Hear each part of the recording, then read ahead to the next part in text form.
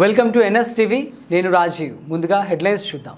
నిజామాబాద్ జిల్లా 4వ division Madhavan Nagar comrade Gangula Narsanna కాలనీలో సిపిఐ రాష్ట్ర నాయకులు, తెలంగాణ రైతు కూలీ సంఘం రాష్ట్ర కార్యవర్గ సభ్యులు అమరుడు కామ్రేడ్ గంగుల నర్సన్న 2వ వర్ధంతి సభా కార్యక్రమాన్ని జరపడం జరిగింది.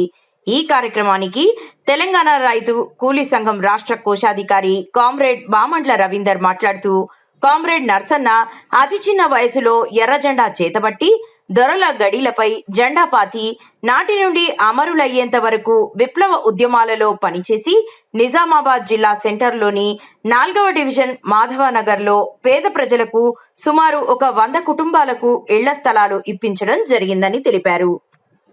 అనిపించే రీతిలో ఈరోజు మనం నిజామాబాద్ నాటి జిల్లా సెంటర్లో కామ్రేడ్ గంగుల నర్సన్న వర్ధంతి కార్యక్రమం చేసుకుంటున్నాం. ఎందుకంటే 2 కొడుకులున్నా, 3 కొడుకులున్నా, 1 కొడుకున్నా, 4 కొడుకులున్నా, ఎంతోమంది బిడ్డలున్నా కానీ ఈ రోజులలో చస్తే సాగు ఖర్చు నువ్వు పెట్టు, నేను పెడతా, నా దగ్గర పైసలు లేవు, నాకేమి ఇచ్చిండు నా అయ్యా, నీకేమి ఇచ్చిండు మా అయ్యా అని కొట్లాడి దాన సంస్కరణలను చేయలేని సందర్భాలు కూడా లోకంలో కనబడుతున్నాయి. కొడుకులు అలిగిపోయిన సందర్భాలు కూడా లోకంలో కనబడుతున్నాయి. చేయలేని సందర్భాలు అన్నీ కనబడుతున్నాయి. అట్లాంటి సమయంలో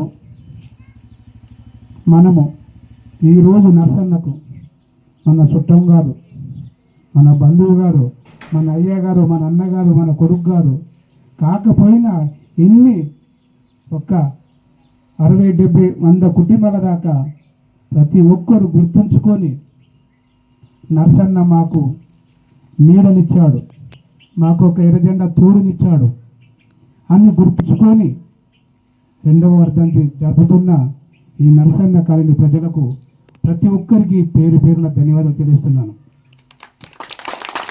ఎందుకంటే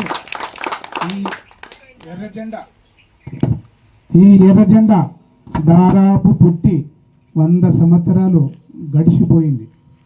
నిన్నగాక మొన్న సిపిఐ వాళ్ళు ఎర్రజెండా పుట్టింది 100 సంవత్సరాల చరిత్ర దీనికి అని చెప్పి గ్రామాన